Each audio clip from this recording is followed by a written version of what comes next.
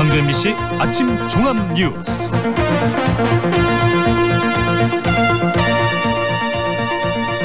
(1월 16일) 수요일 아침 종합 뉴스입니다. 도심에서 가까운 황룡강 장록 습지를 국가습지로 지정할지를 두고 환경단체와 주민들이 갈등을 빚고 있습니다. 금호타이어 광주 공장을 자동차 전용 산단인 빅그린 산단으로 옮기는 작업이 추진됩니다. 송정역 일대 투자 선도 지구 개발 사업에 탄력이 기대됩니다. 현대차 투자 유치가 성사될 경우 빅그린 산단의 공장이 들어설 예정이어서 금호타이어와 시너지 효과가 기대됩니다. 이상 오늘의 주요 뉴스입니다.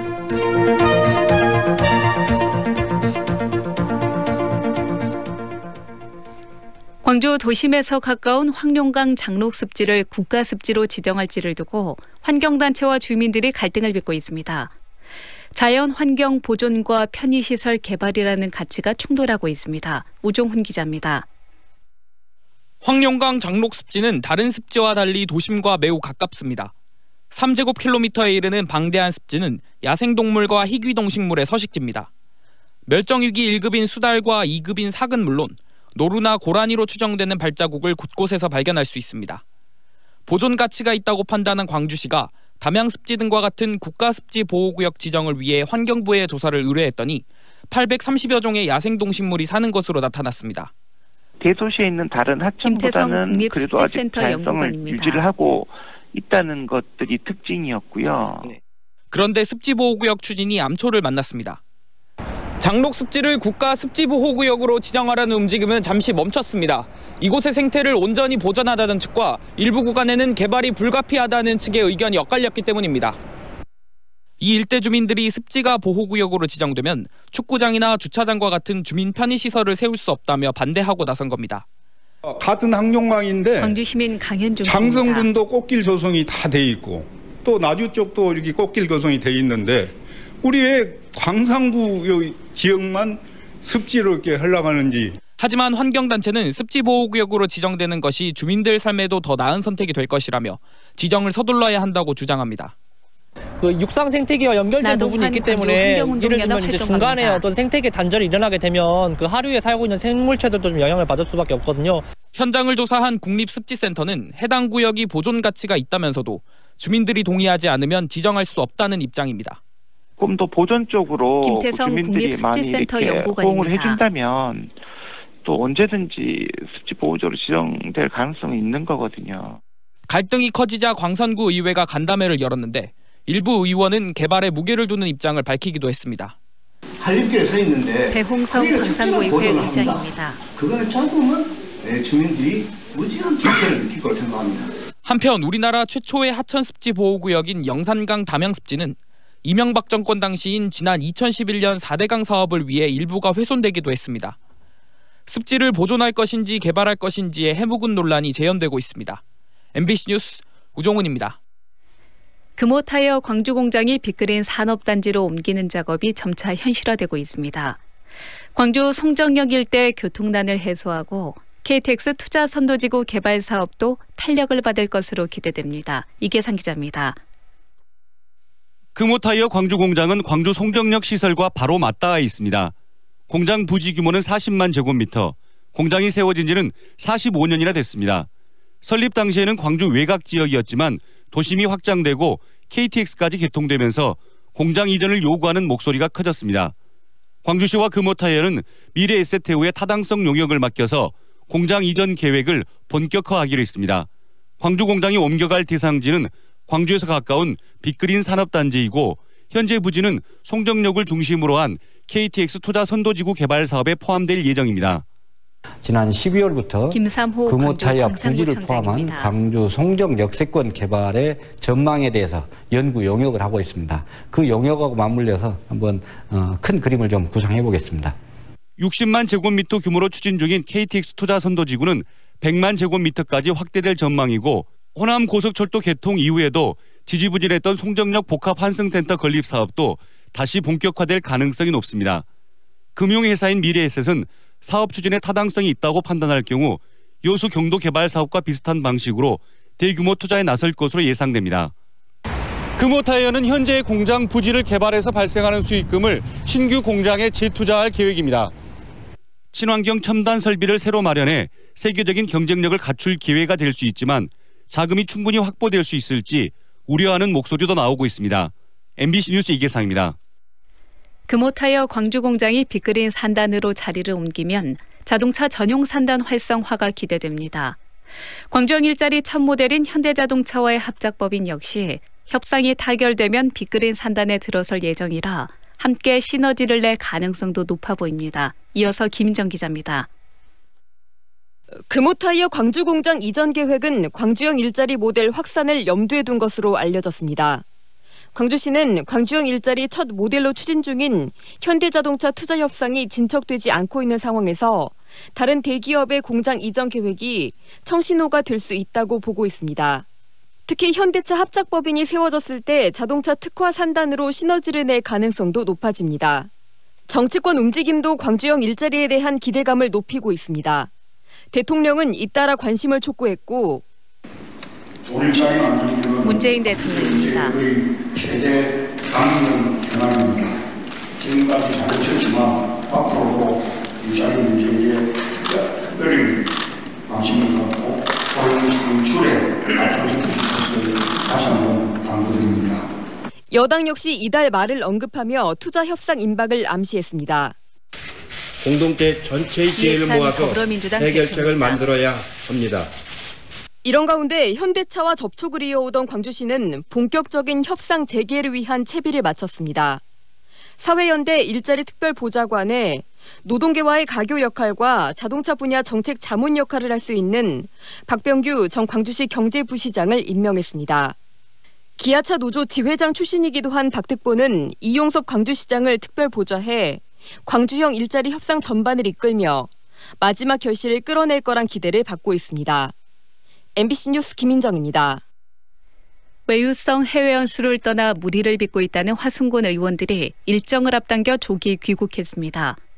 태국과 미얀마로 떠났던 화순군 의원 5명은 당초 지난 13일 귀국할 예정이었지만 외유성 연수를 지적한 광주 MBC 보도가 나가자 이틀 앞당긴 지난 11일 귀국했고 터키로 떠났던 화순군 의원 4명도 일정을 하루 앞당겨 귀국했습니다. 화순군 의원들은 8대 기초의회가 출범한 지난해 7월 이후 세 번째 해외 연수에 나섰는데 경북 예천군 의회 파문 등으로 지방의원 해외 연수에 대한 국내 여론이 악화되자 조기 귀국했습니다. 광주 지역 제조업체들의 경기 전망이 10년 만에 최저 수준으로 떨어졌습니다. 광주 상공회의소에 따르면 140개 제조업체를 대상으로 1분기 기업 경기 전망을 조사한 결과 기업 경기 실사지수가 지난해 말보다 16포인트 하락한 64로 집계됐습니다. 기업 경기 실사지수가 64를 기록한 것은 지난 2009년 1분기 이후 최근 10년 동안 가장 낮은 수준입니다. 광주 상인은 자동차와 타이어 등 주력 산업의 불황과 인건비 상승에 따른 경영 부담 등이 복합적으로 작용한 것으로 분석했습니다. 오늘 광주 전남 지역은 대부분 지역의 아침 최저기온이 영하권으로 떨어졌습니다. 오늘 아침 최저기온은 곡성이 영하 8도로 가장 낮고 영광 영하 7도, 광주 영하 6도 등 어제보다 4도에서 6도 정도 낮습니다. 낮 최고 기온도 광주 전남 대부분 지역이 0도에서 5도로 평년보다 춥겠습니다. 한편 북쪽에서 내려온 찬 공기의 영향으로 나흘째 이어진 초미세먼지 주의보가 해제됐고 미세먼지 농도도 좋음 수준을 보이겠습니다. 광주지만 현재 기온은 영하 6도, 습도는 67%입니다. 백수진입니다. 이상으로 MBC 8시 뉴스를 마칩니다.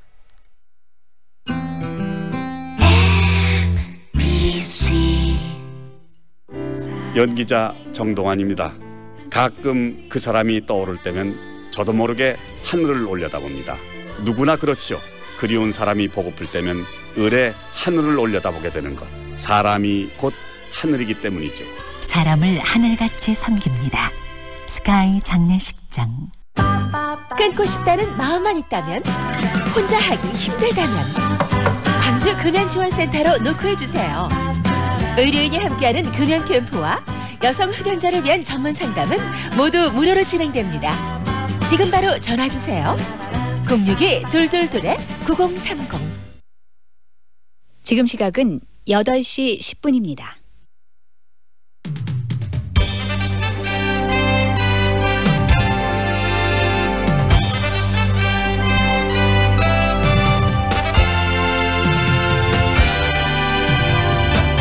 황동현의 시선집중. 황동현의 시선집중 2부 시작합니다. 5.18 민주화운동은 한국 현대사의 대표적인 비극이지만 철저한 진상규명은 아직 진행형입니다. 국회는 군의 최초 발포자 그리고 또 책임자, 이런 발포에 대한 책임자, 또 헬기 사격 등 남은 의혹을 파헤칠 목적으로 이 특별법을 만들었고요. 자유한국당도 여기에 동의를 했습니다. 하지만 넉 달이나 늦게 자유한국당이 추천한 이 추천위원들의 면면을 들여다보면 과연 자유한국당이 진상규명에 의지가 있느냐라는 생각이 들기도 합니다. 앞으로 이 진상규명 제대로 좀 돼야 될 텐데요. 진상규명위원회의 활동 계획과 내용에 대한 이야기 오늘 정리해 보겠습니다. 진상규명위원회 위원 중 한 분이시죠. 킹핑정책연구소 어승용 소장과의 인터뷰 준비되어 있습니다. 연초부터 고농도 미세먼지가 한반도를 강타하고 있는데요. 악화된 대기 상황에 따라서 이 미세먼지 저감 조치도 발령이 된 상태지만 중국에서 날아오는 그런 먼지를 제재하지 못한다면 과연 실효성이 있을까라는 생각이 들기도 합니다. 어제 이 미세먼지를 봤을 때 정말 건강에 치명적일 것이다 라는 생각들이 들면서 우려들은 계속 커져가고 있는데요. 2부에서 이 미세먼지가 인체에 미치는 영향에 대해서 정리해보는 시간 준비했습니다. 여러 분야 곳곳에서 이 개선과 변화를 촉구하는 목소리들 우리 사회에 계속 높아지고 있는데요. 교육계 쪽을 들여다보면 우리 지역뿐 아니라 서울과 울산 등에서 학교 운영위원회에 학생을 참여시켜야 한다라는 그런 주장들이 나오고 있습니다. 학교의 주인인 학생들이 직접 교칙이나 학내 정책을 결정하는 데 참여하자라는 그런 내용인데요. 최근 광주 운남고등학교의 한 여학생은 청와대 국민청원 게시판에 학교 운영위원회의 학생 참여를 의무화해야 한다라는 그런 주장을 담은 교육법 개정을 청원하는 글을 올리기도 했습니다. 오늘 바로 그 학생 만나서 이야기 들어보겠습니다. 황동현의 시선집중 계속됩니다.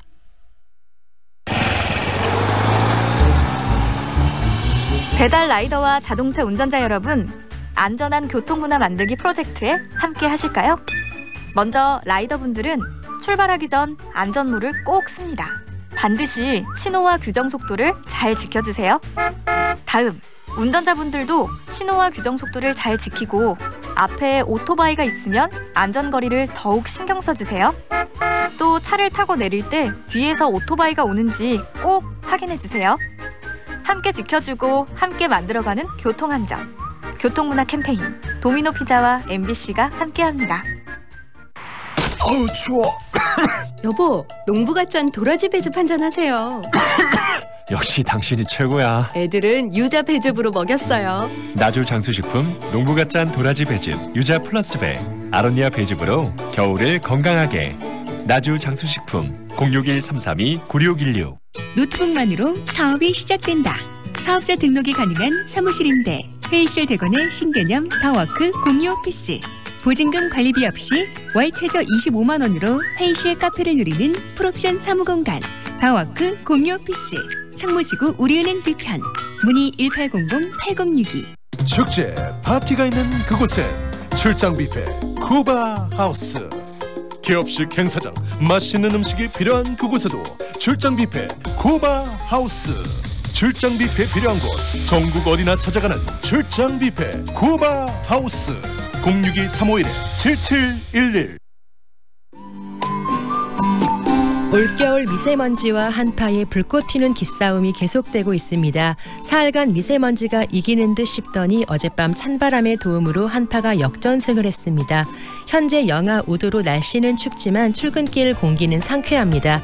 오랜만에 가슴을 활짝 열고 공기를 마음껏 마셔보시는 것도 좋겠습니다. 오늘 낮 기온 3도에 머물겠고 맑은 날씨 보이겠습니다. 내일부터는 추위가 풀리면서 대기 상태가 다시 악화될 전망입니다. 이어서 현재 교통 상황입니다. 출근 시간 다가오면서 교통량 많습니다. 상무대로 서창 교차로에서 공항 입구 사거리로 밀려 지나고 있고 이어지는 구간으로 서행 중입니다.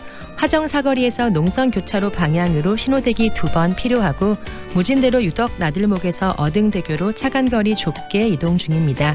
적정 속도와 차간거리 유지로 오늘도 안전운전 하시기 바랍니다. 지금까지 광주 집값을 한눈에 광주 1등 부동산 어플 사랑방 부동산 협찬 날씨와 교통정보의 정은솔이었습니다. 황동현의 시선집중 듣고 계시는 지금 시각 8시 15분 20초 지나고 있습니다. 자유한국당이 법 통과 넉 달 만에 5.18 민주화운동 진상규명조사위원회 위원 3명을 추천을 했습니다.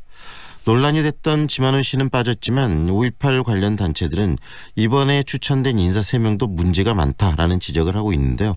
앞으로 전개될 5.18 진상조사위원회 활동 과연 어떤 식으로 전개될지 그리고 어떤 진상들을 제대로 규명해야 될지 이야기를 들어보는 시간 갖겠습니다.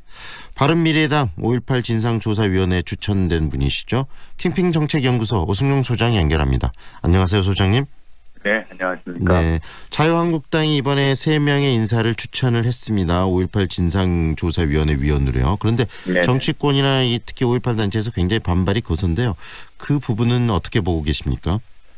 전 우려하는 부분은 세월호 특조위 경험일 것 같습니다. 당시 네. 박근혜 정부 하에서 출범했던 세월호 특조위가 지금의 자한당에서 추천한 정부 측에서 추천한 인사들의 조직적인 조사 방해 행위들이 있었고요. 네. 이로 인해서 표류했던 경험들이 있습니다. 그래서 아마도 5.18 단체, 제 단체들에서는 이번에 자유한국당에서 추천한 인사들이 세월호 특조위 때처럼 네. 조사를 방해하지 않을까라는 우려를 가지고 있고요. 네. 두 번째는 보다 본질적인 문제인데 위원회 자격과 관련된 문제입니다. 예컨대 자유한국당에서 추천한 인사들이 5.18과 무관한 것은 둘째 치더라도 네. 5.18을 그동안 폄훼하고 왜곡된 인식을 가지고 여러 사람들에게 왜곡된 인식을 전파해왔던 사람들을 네. 위원으로 추천한 게 아니냐. 이건 근본적인 조사위원회 출범 취지와 맞지 않는 추천이다. 뭐 이런 이야기들을 하고 있는 거죠. 그래서 5.18 단체는 자유한국당이 추천한 3명 네. 뭐 특히 문제가 되는 건 2명입니다. 네. 에 대해서 거부한다라는 성명서를 냈고 이런 성명에 대해서 정치권에서도 자유한국당의 추천 인사에 대한 부정적인 인식들을 지금 표현하고 있습니다. 네. 가장 지금 우려하는 게 이 인사들과 함께하는 5.18 진상조사위원회에서 제대로 진상을 규명할 수 있을까에 대한 우려 아니겠습니까? 그 부분은 네네. 어떻게 보십니까? 지금 여러 가지 한계들이 있는 건 사실입니다만 지금 법상으로 보면 기존의 세월호를 비롯해서 과거 여러 노무현 정부 시절에 있었던 과거사위원회나 네. 또 직접적으로 5.18과 관련해서는 문재인 정부에서 국방부 특조위나 네.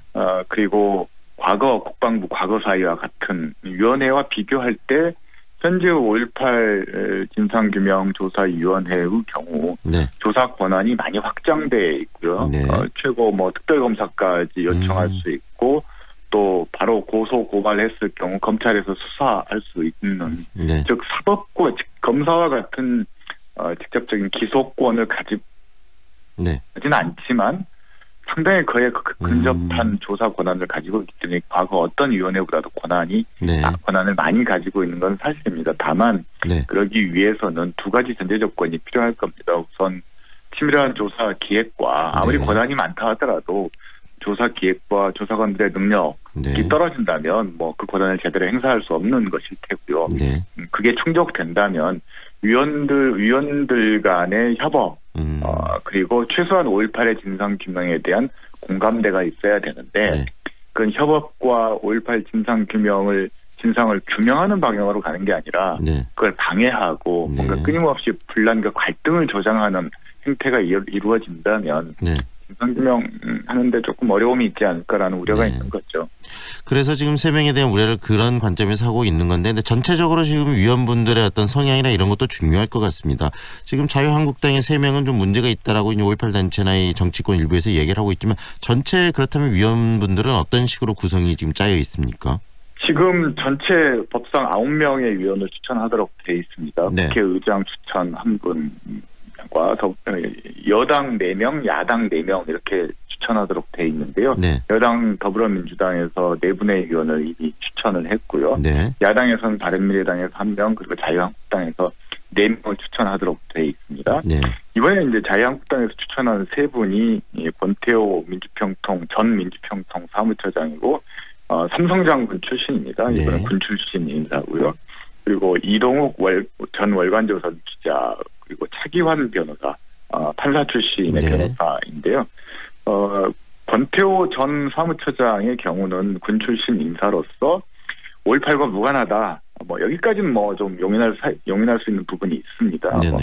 직접적인 연관성이 있으면 오히려 이제 이해상충에 걸려서 위원 추천이 불가한 부분도 있기 때문에 다만 이동욱 전 기자나 차기환 변호사의 경우에는 과거 일베들이 5.18을 왜곡했던 것들을 투입하거나 혹은 5.18을 광주 사태라 지칭하면서 여러 차례 과거 5.18 특별법 이후 5.18에 대한 부정적인 인식, 평가들을 글을 쓰고 인터뷰를 진행했던 사람이기 때문에 이 부분들에 대한 이제 우려들이 있는 것입니다. 네. 실질적으로 그런데 국회의장 추천목도 그리고 더불어민주당 추천목 4명, 그다음에 바른미래당 지금 추천을 우리 오승용 소장님께서 지금 참여하고 계시고요. 이 5.18에 대해서 많은 전문가들도 있기 때문에 이 세 사람의 우려도 있음에도 불구하고 많은 진상규명이 또 이루어질 수 있을 거라는 기대도 좀 드는데요. 어떻습니까? 네. 일단 여당 그리고 야당 할 것 없이 기본적으로 진상규명의 전문성과 그리고 직견 그리고 의지가 있어야 될 것 같습니다. 근데 여당 추천 인사나 국회의장 추천 인사들의 경우에는 그런 부분에서 의심을 살 만한 분이 추천된 것 같지는 않습니다. 야당의 경우에 저를 좀 그런 것 같고요. 자유한국당의 경우는 그런 두 가지 기준에서 보면 의지나 식견 모두에서 조금 문제가 있는 거 아닌가라는 그런 생각을 지울 수가 없습니다. 진상규명조사위원회가 이제 본격적으로 출범을 한다면 언제 출범하게 되는 것이고 어떤 절차를 거쳐서 출범하게 되는 거죠? 이게 좀 절차가 필요한 부분인데요. 우선 자유한국당에서 3명을 추천했고 5.18 단체에서 거부를 하고 있습니다만 법적으로 이걸 딱히 막을 수 있는 방법은 또 없습니다. 그래서 아마 추천이 됐기 때문에 국회 의사실로 이 부분이 이 명단이 통보가 됐을 거고요. 통보가 되면 국회의장은 즉각적으로 청와대에 국회에서 각 국회 각 교섭단체가 추천한 위원 명단을 송부하도록 되어 있습니다. 그럼 청와대에서 민정수석실에서 아마 이걸 담당하게 될 것 같은데요. 위원들에 대한 검증 작업을 하도록 되어 있습니다. 그렇지만 그 검증이라는 것은 법이 규정한 위원으로서 자격 요건을 가지고 있는가 적격 여부를 따지는 거고요. 또 공무원 인사 채용 기준에 준해서 위원을 검증하도록 되어 있기 때문에 범죄 기록이 있는가 이런 부분들을 살펴볼 거고요. 그리고 경력 중에 혹시 잘못된 경력, 허위 경력들이 있는가 이 정도 검증하는 거기 때문에 사상 검증이라든지 그 사람이 가지고 있는 생각을 검증하는 것은 아니기 때문에 자유한국당이 추천한 인사들이 그런 결격 사유, 앞서 제가 말씀드렸던 서너 가지의 결격 사유가 없다면 크게 청와대에서 거부하거나 또는 명분이 없겠네요. 그런 가능성은 높지 않습니다. 그렇다면 구체적인 활동은 지금 언제쯤 할 가능성이 높고 또 활동하게 되면 알려지기로는 활동 기간이 지금 2년으로 알려져 있는데 2년만 하는 것인지 아니면 또 연장을 할 수 있는지 그 부분도 확인을 좀 해주시죠. 청와대에서 방금 말씀드린 인사 검증이 보통 한 25일 정도 걸리는 절차인데요. 조금 서둘러서 하면 보름 정도에 끝낼 수 있을 것 같습니다. 아마 자유한국당이 명단을 넘겼기 때문에 그 작업은 진행될 수밖에 없을 것 같고요. 그러면은 빠르면 올 설 이전에 이 부분이 검증이 완료돼서 청와대에서 임명장을 수여할 수 있는 가능성도 있습니다. 그렇게 되면 바로 위원회 구성이 시작되는 거고요. 위원회 구성으로부터 2년 그리고 필요할 경우 위원회 의결로 1년 연장할 수 있습니다. 총 3년 기간 동안 5.18 진상규명위원회 활동이 이루어질 수 있고요. 조사관이나 전문위원과 같은 조사 인력의 충원이 필요한데요. 통상적으로 공고기간과 채용 절차 등이 한 달 반 내지 좀 길어지면 2달 정도 시간이 소요됩니다. 그렇다면 빠르면 3월 말 내지 4월 초 정도에 위원회가 공식적으로 이대로 이제 위원 추천이 마무리된다면 활동할 수 있을 것 같고, 뭐 걱정하시는 사무실이라든지 조사 장비라든지 또 뭐 기타 필요한 부분들은 이미 TF가 구성이 돼서 회의를 통해서 이 부분들은 준비 작업이 이루어지기 때문에 네. 위원 추천만 이루어진다면 그런 부분들은 큰 문제 진행이 될 수 있을 것 같습니다. 추천만 청와대에서 최종적으로 이제 이루어지게 되면 진상규명조사위원회가 바로 활동을 할 수 있을 거라는 말씀으로 들리고요. 네네, 그렇습니다. 그렇다면 가장 중요한 것은 이 진상규명조사위원회 이름처럼 제대로 된 진상규명이 중요한 거 아니겠습니까?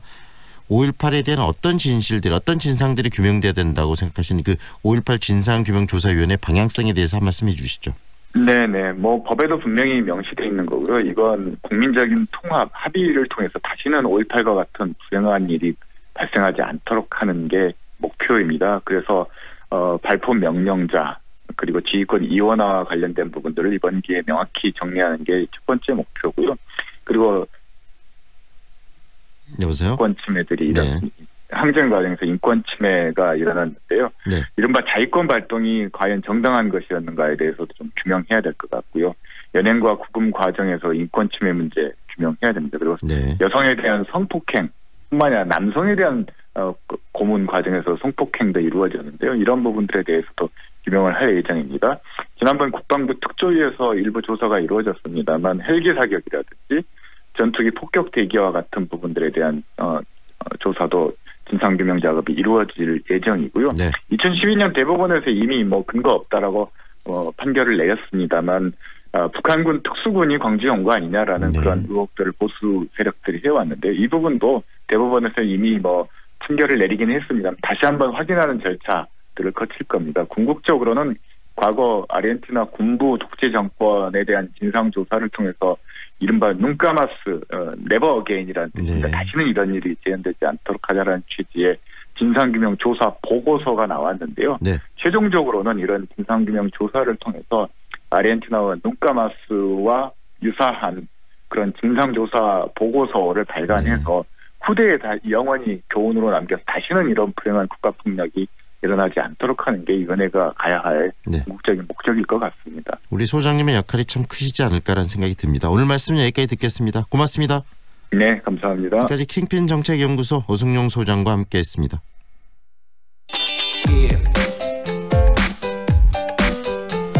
연일 미세먼지 속에서 생활을 하고 있습니다. 현재 오늘은 좀 대기가 나아졌다고 하는데요. 또 이번 주말 미세먼지가 다시 우리 이 환경을 덮칠 거라고 하니까 이 미세먼지 정말 앞으로 우리가 함께 해야 될, 그러면서도 꼭 알아야 될 그런 위험한 요소가 되지 않았나 싶습니다. 미세먼지가 우리 인체에 미치는 영향 한번 오늘 정리를 해보겠습니다. 조선대학교 병원 호흡기내과 나용섭 교수 연결합니다. 안녕하세요, 교수님. 네, 안녕하십니까. 네, 미세먼지 정말 우리 생활 속에서 이제는 뭐 함께하는 뗄래야 뗄 수 없는 존재가 돼버렸는데요. 이 미세먼지가 우리 몸에 굉장히 좀 치명적이고 위험하다라는 이야기들이 있습니다. 실제 어떻습니까?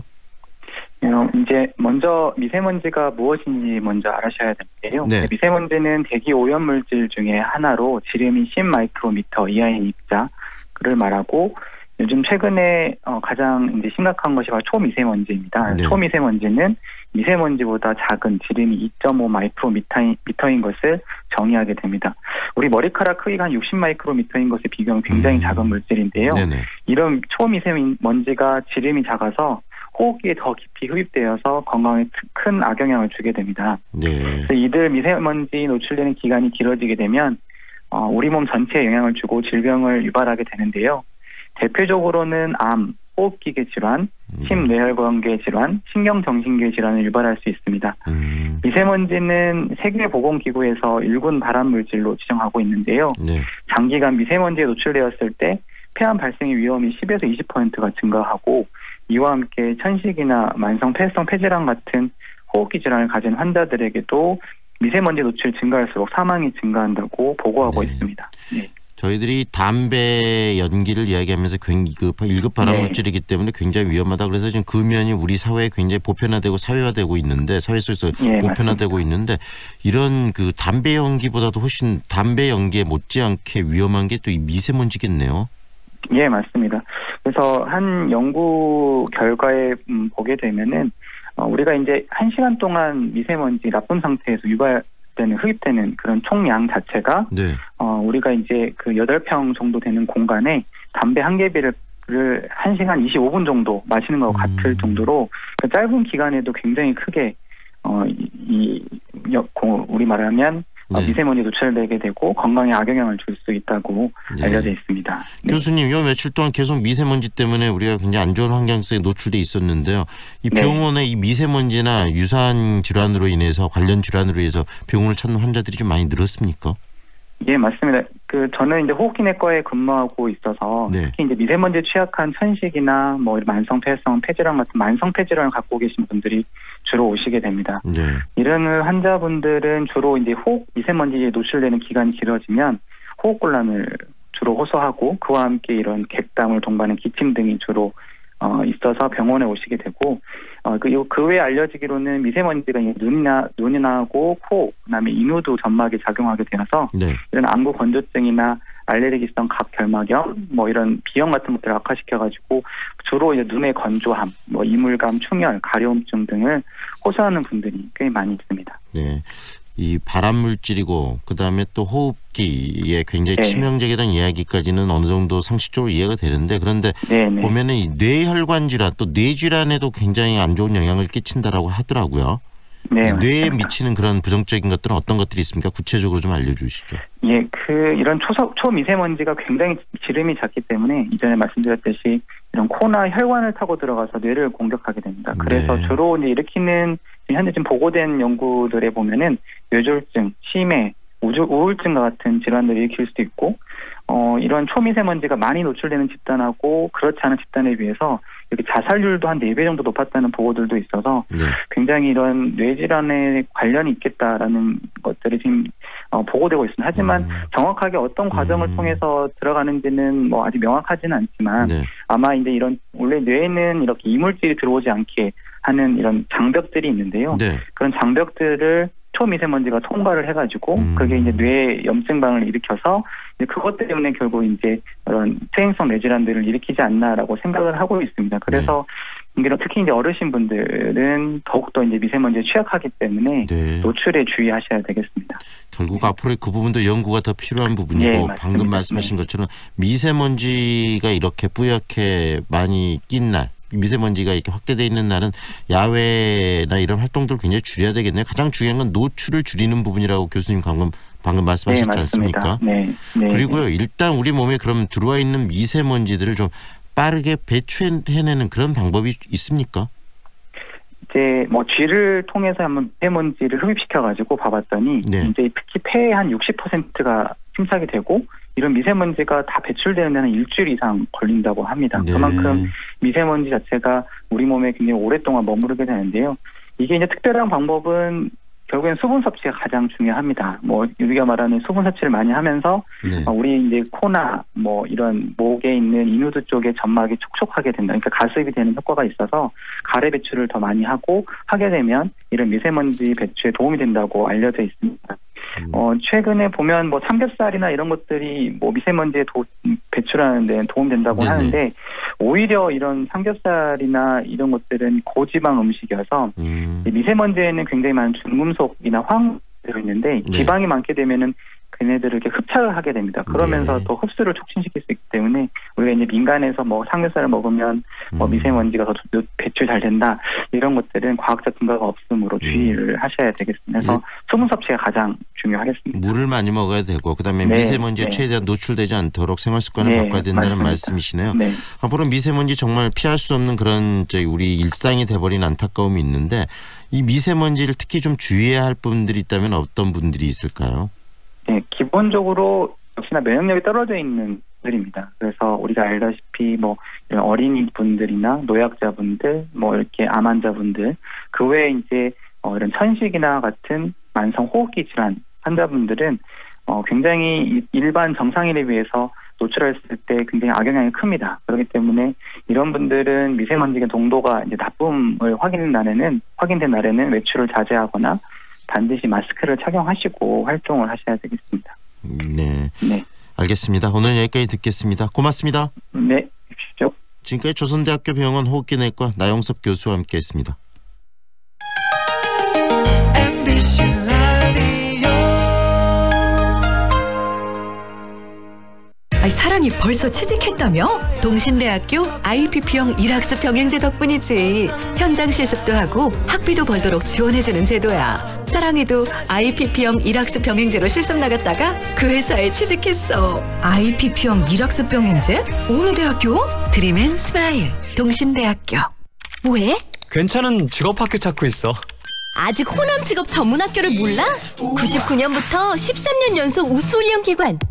우리 쪽 공동훈련 기관으로 재직자 향상 교육도 한대. 오, 역시 정보통인데. 하나 더. 지금 호남에선 국비교육생을 모집 중이래. 우와.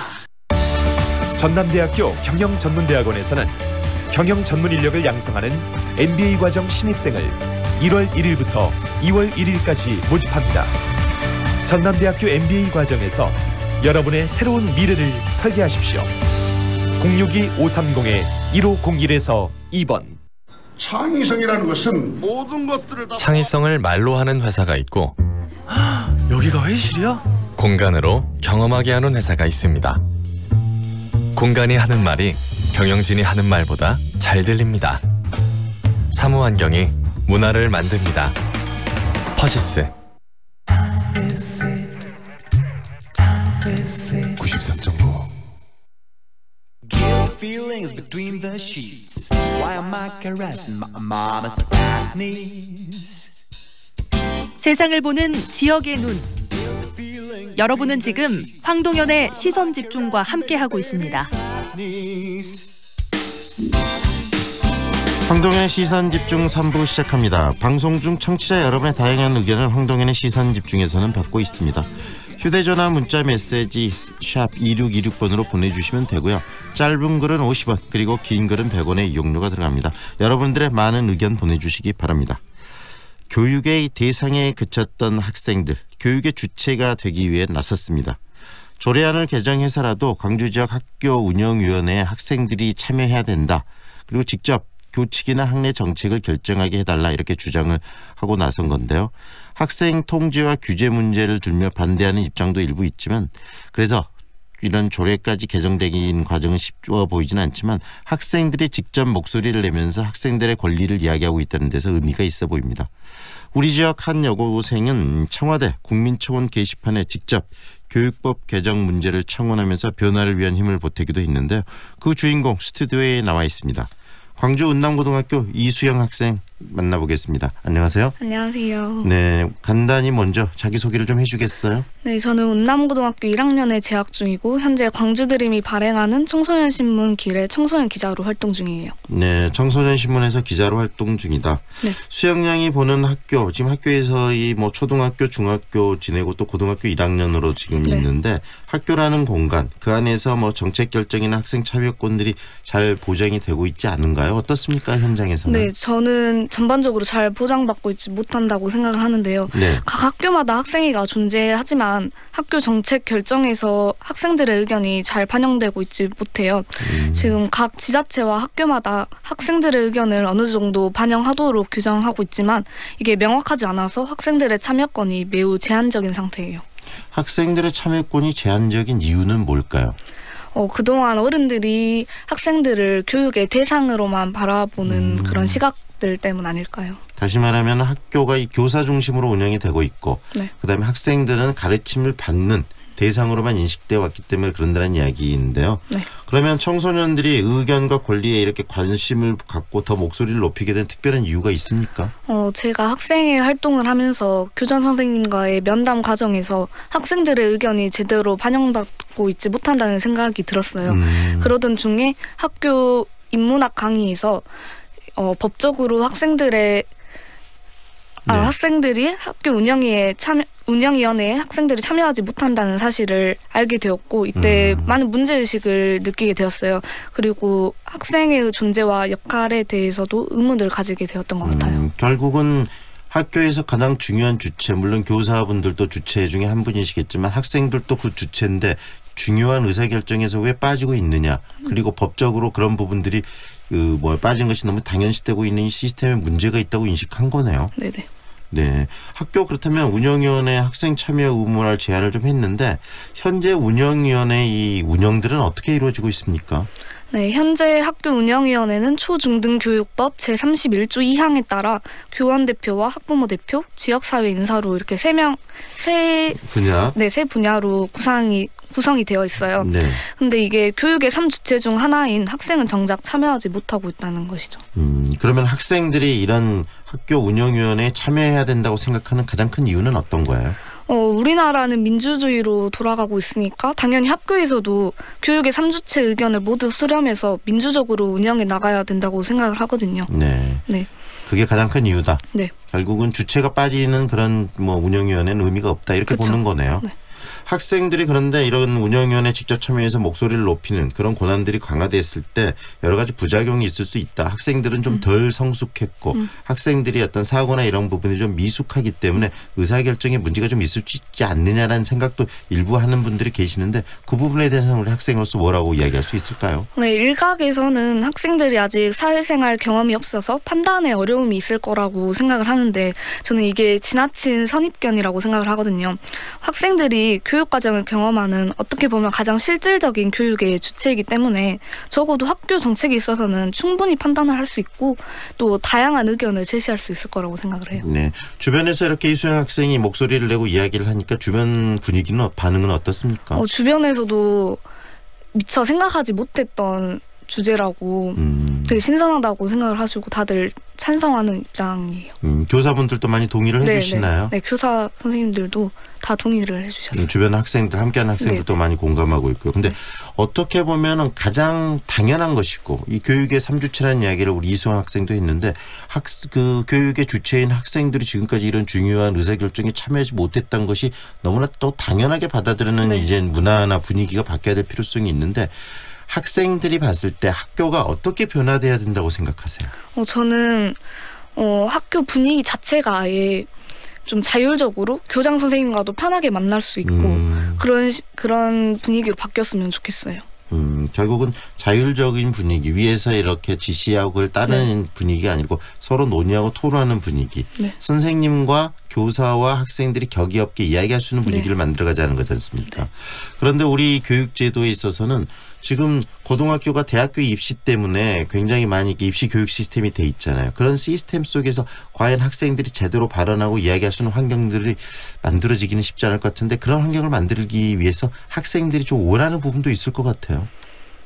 네, 일단 저희를 너무 교육의 그런 대상으로만 보지 않고 저희의 의견을 좀 더 존중해주고 저희가 또 창의적인 의견을 발휘할 수도 있잖아요. 학교 운영에 충분히 도움이 될 수 있고 그렇게 참여자로 봐줬으면 저는 좋겠습니다. 네, 청와대 이렇게 국민청원 게시판에도 직접 교육법까지 개정하자고 이야기를 썼는데 이렇게 청와대에 글을 써야 되겠다 이렇게 마음먹게 된 특별한 이유가 있습니까?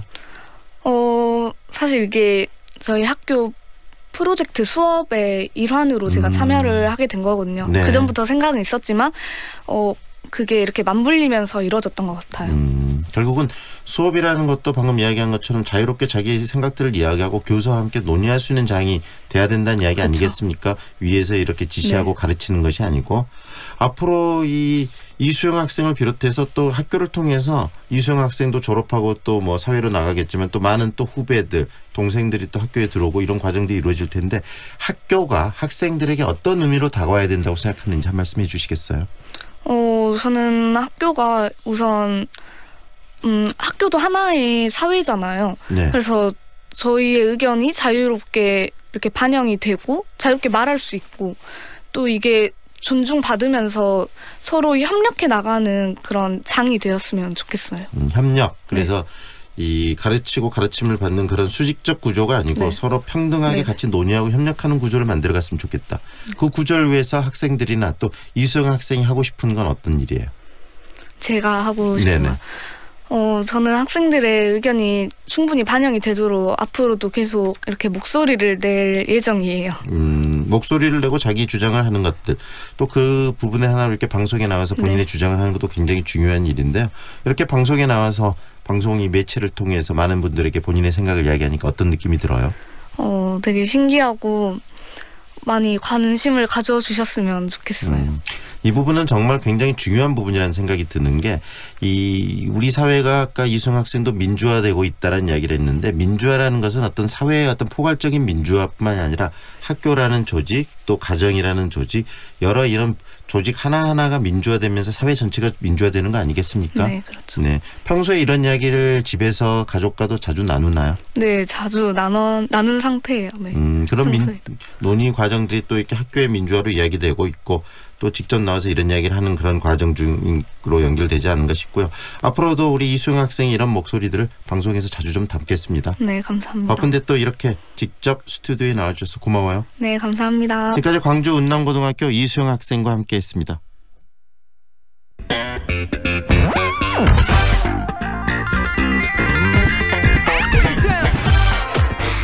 매일 이 시간 다양한 남도의 소식을 만나보고 있는데요. 오늘은 전남 중부권 소식 정리하겠습니다. 빛가람신문 박은정 국장 연결합니다. 안녕하세요, 국장님. 네, 안녕하세요. 네, 이 나주 열병합 발전소를 둘러싼 갈등 지속되고 있고 저희 방송에서도 자주 좀 다뤘었는데요. SRF 열병합 발전소 사용연료 전환 비용을 좀 따져보기로 했다. 이런 소식이 있네요. 네, 그렇습니다. 그 나주 SRF 열병합 발전소 가동을 둘러싼 갈등을 해결하기 위해 지역 주민 요구사항인 발전소 사용 연료 전환 비용을 산출하기로 했습니다. 그 한국지역난방공사는 비용 부담이 커 사용 연료 전환을 할 수 없다는 입장이지만 일단 그 해당 산출 결과를 내놓기로 한 것입니다. 이는 지난 10일 그 나주 SRF 열병합 발전소 가동을 둘러싼 갈등을 해결하기 위한 민간 거버넌스가 출범하면서 도출된 내용인데요. 네. 이날은 산업통상자원부, 전남도, 나주시, 한국지역난방공사, 나주 SRF 열병합 발전소 저지 가동 범심의 대책위원회가 전남도청에서 첫 회의를 열고 열병합 발전소 가동을 둘러싼 쟁점 사항을 논의했습니다. 네. 위원회는 이해 당사자와 행정기관, 사회단체 대표 등 위원 12명과 검증자문단 6명으로 구성됐고요. 3개월 내에 갈등 해결을 목표로 세웠습니다. 네, 민간 거버넌스의 첫 회의가 열리면서 갈등 해결에 좀 작게나마 실마리가 보인 것으로 좀 보이지 않는가라는 생각도 드는데 회의에서는 어떤 내용이 집중적으로 논의가 됐습니까? 네, 비공개로 열린 이날 첫 회의에서는 발전소 사용연료 전환과 관련해 100% LNG 가동, 100% SRF 가동, SRF LNG 병행 가동 등을 집중적으로 논의했습니다. 특히 발전소 사용 연료를 범대회가 요구하는 LNG로 바꿀 경우 여기에 소요되는 비용 등을 구체적으로 산출해 줄 것을 한국지역난방공사에 요구했는데요. 네. 민간 거버넌스는 난방공사의 비용 산출이 나오면 오는 23일경 나주시청에서 2차 회의를 다시 열기로 했습니다. 네.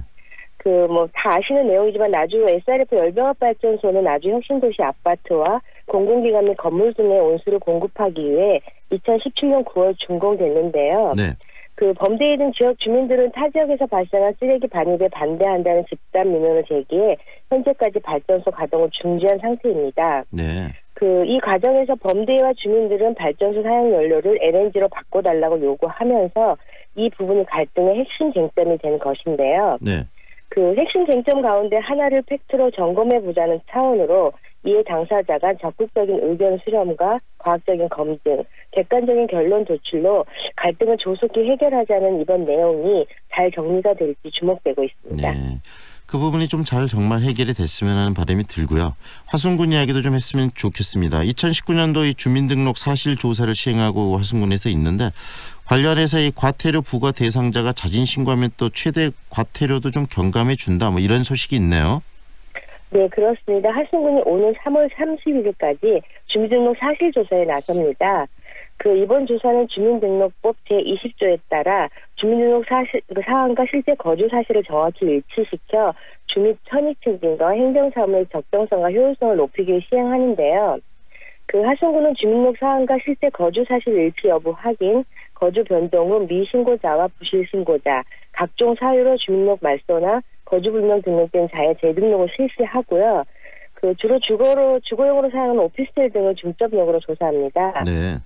사실 조사는 읍면별로 합동 조사관을 편성해 추진하는데요. 각 세대를 방문해 조사하고요.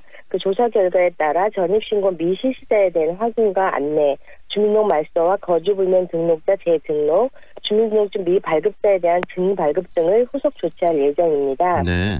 이번 사실조사 기간에 읍면 복지센터에 자진 신고하면 그 말소와 거주 불명된 자의 재등록과 주민등록 미발급자가 내야 하는 과태료가 최대 4분의 3까지 경감됩니다. 네, 많이 이렇게 경감을 해주네요. 네네. 네, 담양군에서는 여성 농업인 행복 바우처 신청을 접수받고 있다는데 그 내용은 어떤 내용입니까? 네, 그 담양군이 여성 농업인의 행복 바우처 지원 사업을 추진합니다. 그 여성 농업인 행복 바우처 지원 사업은 문화적 여건이 상대적으로 열악한 농어촌 지역 여성 농업인에게 문화활동의 기회를 제공하고자 추진되는 사업인데요. 그 담양군에 주소를 두고 실제 영농에 종사하는 만 20세 이상, 만 75세 미만 여성 농업인을 대상으로 하고요. 그 자부담 2만 원이 포함된 20만 원 한도의 바우처 카드를 발급해 네. 총 3,115명에게 혜택을 지원할 계획입니다. 그 특히 올해는 작년 대비 지원 금액이 100% 인상된 20만 원을 지급하는데요. 네. 그 연령도 75세까지 확대됨에 따라 많은 여성 농업인이 혜택을 받을 수 있게 됐습니다. 예, 그리고 또 작년까지는 카드 사용처가 영화, 미용, 식당 등으로 국한되었었는데요. 그 올해부터는 유흥과 그 사행성 업종을 제외한 모든 업종으로 확대되어 지역 경제 활성화에도 큰 도움이 될 전망입니다. 네. 그 신청은 오는 2월 12일까지 해당 주소지 읍면사무소에서 받고 있습니다. 네, 장성군 이야기도 좀 정리를 해보죠. 장성군에서는 제주도와의 전남 남부지방에서 나더니 레드향을 첫 수확했다라고 하는데 이 레드향이라는 게 어떤 과일입니까? 네, 그 제주도와 전남 남부지방에서만 나던 레드향이 장성에서 생산된 것인데요. 그 장성군은 지난 2017년 칼라프로토 시범 사업을 통해 남면 지역에 조성한 레드향 재배 하우스에서 레드향 첫 수확 행사를 가진 것입니다. 그 레드향은 일반 감귤보다 크기가 크고요. 네. 또 붉은 빛이 도는 망감류 과일입니다. 그리고 일반적으로 기후가 따뜻한 제주도나 전남 남부 지역에서 1월에 주로 생산되고 있습니다. 네. 그리고 레드향은 당도가 높고 알갱이가 탱글한 식감과 가집이 풍부해 소비자들로부터 인기가 높은데요. 그리고 비타민 C와 비타민 P가 풍부해 혈액순환, 감기 예방, 피부 탄력 등에 좋은 것으로 알려져 있습니다. 네. 그 장성군은 지구 온난화에 대응하고 신소득 유망작물 육성을 위해 레드향, 선향 등 그 망감류와 애플망고 생산을 2017년부터 적극 지원해 왔는데요. 그 현재는 그 15농가가 참여해 레드향을 비롯해 한라봉, 구아바, 무화과 등 아열대 가수농사를 짓고 있습니다. 네. 그 시범 생산을 그 시작한 지 3년 만에 본격적인 수확이 시작되면서 지역 농가의 기대가 높아지고 있는데요. 네. 그 특히 레드향이 첫 생산임에도 평균 당도가 13브릭스까지 나오는 등 생육이 성공적으로 이뤄져 더욱 고무적입니다. 그리고 또 레드향은 하우스 660평방미터당 순소득이 800만 원 이상으로 예상돼 네네. 그 농가소득 또한 기대되고 있는데요. 네. 그 레드향은 설명절을 앞두고 이달 중순부터 직거래 장터와 공판장을 통해 판매를 네. 준비하고 있습니다. 장성군에서 또 다른 지역 상품을 또 개발해서 또 굉장히 많이 또 지역 그 경제적인 활성화에 또 활로를 좀 찾고 있네요. 네, 그렇습니다. 네, 오늘 여기까지 듣겠습니다. 고맙습니다. 네, 감사합니다. 지금까지 빛가람신문 박은정 국장과 함께했습니다. 미세먼지가 물러가고 반짝 추위가 찾아왔습니다. 어제보다 기온이 큰 폭으로 떨어져서 현재 기온 영하 5도, 체감온도는 영하 8도에 달합니다. 추위에 노출되면 각종 한랭 질환에 걸리기 쉬운데요. 충분한 휴식과 보온으로 건강관리에 유의하시기 바랍니다. 오늘 맑은 날씨 보이겠고 종일 바람이 약하게 불겠습니다. 내일부터 추위가 누그러지면서 평년 기온 회복하겠지만 미세먼지가 다시 찾아오겠습니다. 이어서 교통 상황 알려드립니다. 북문대로 예술고 교차로에서 우남 사거리로 신호등이 2번 필요하고 필문대로 지산 사거리에서 조선대 입구 방향으로 밀려 지나고 있습니다.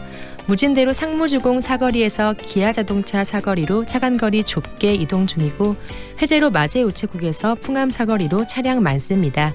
출근길 따뜻한 햇살과 함께 오늘도 안전운전하시기 바랍니다. 지금까지 사랑방 부동산 협찬 날씨와 교통정보의 정은솔이었습니다.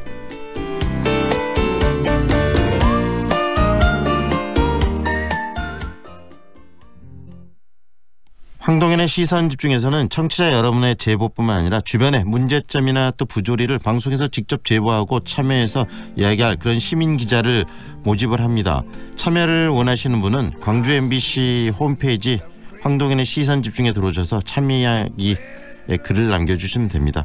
황동현의 시선집중 여기까지고요. 저는 내일 아침 다시 청취자 여러분과 함께하겠습니다. 지금 흐르는 노래는 루이 암스트롱의 What a Wonderful World입니다. 오늘 다 좋은 하루 되셨으면 하는 바람입니다. What a wonderful world.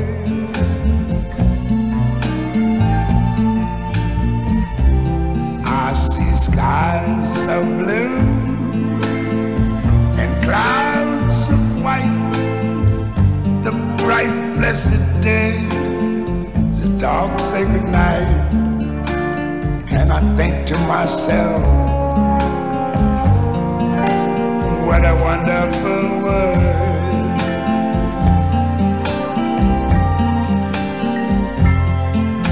The colors of the rainbow, so pretty in the sky, are also on the faces of people going by.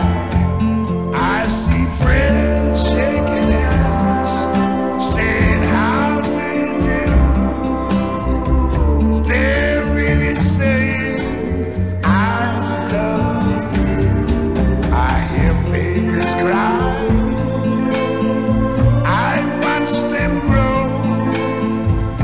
They'll learn much more than I'll never know.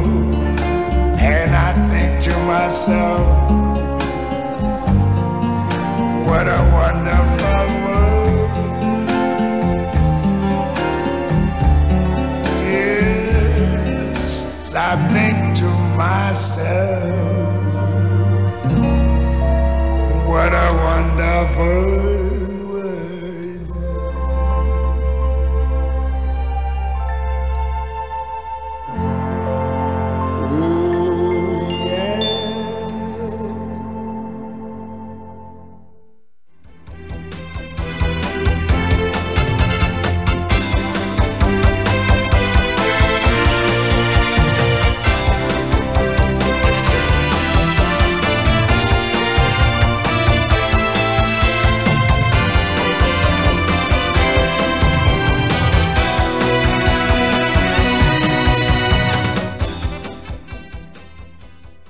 지금 시각은 8시 57분입니다. 광주 초입에서 누리는 영어교육 특화단지 화순 3일 파라뷰 에듀시티. 단지 내 영어마을 예정에 호텔식 조식 서비스까지 8년 전세형 명품 임대 아파트 화순 3일 파라뷰 에듀시티. 1월 오픈 062-372-6666 3일건설. 소중한 우리 아이를 위한 첫걸음 광주 전남 베이비 페어. 2019년 1월 17일 목요일부터 20일 일요일까지 광주여대 시립 유니버시아드 체육관에서 펼쳐지는 베이비 페어에서는 매일매일 선착순 200명께 푸짐한 선물을 선사합니다. 광주 전남 베이비 페어에 여러분을 초대합니다. 2019 광주 MBC 7대 기획. 하나, 지방 군권시대 연중기획보도 지방이 힘이다. 광주 전남 지역의 풀뿌리 민주주의를 위한 시민들의 노력을 보도합니다. 둘, 제18회 2019 광주 피나 세계수영선수권대회 중계방송 오직 MBC에서만 독점 중계합니다. 셋, UHD 핑크피쉬 프로젝트를 통해 근본적인 전라도의 맛을 탐구합니다. 넷, 3.1절 100주년 기획 타카하시의 작은 방. 진실을 밝히기 위한 근로정신대 할머니들의 감동 스토리가 펼쳐집니다. 다섯, 5.18 39주년 다큐 영화 5월 소나무 합창단. 5.18 광주 민주화운동의 또 다른 희망을 노래합니다. 여섯, UHD 다큐 세계지질공원을 통해 유네스코 세계지질공원으로 지정된 무등산의 새로운 가치를 조명합니다. 일곱, 2019 정율성 동요 경연대회 광주 출신 작곡가 정율성 그의 음악을 노래합니다. 세계로 뻗어나가는 광주 MBC 2019년에도 광주의 빛을 더욱 밝히겠습니다. 일찍 나오셨네요. 이른 새벽 셔터를 올리는 가게 사장님의 아빠 왔다. 두 팔 벌려 아빠를 반기는 아이의 늦은 밤 도서관에서 기지개를 켜는 청년의 오늘의 우리를 일으켜 세우는 힘. 100년을 이어온 3월 1일 그날의 힘입니다. 1919년 국민이 지킨 나라, 2019년 국민이 이어갑니다. 공익광고협의회. AM 819kHz, 표준 FM 93.9MHz, 광주 MBC 라디오입니다. HLCN. 친구처럼 다정한 연인처럼 MBC 문화방송. 여러분의 다정한 친구 광주문화방송이 9시를 알려드립니다.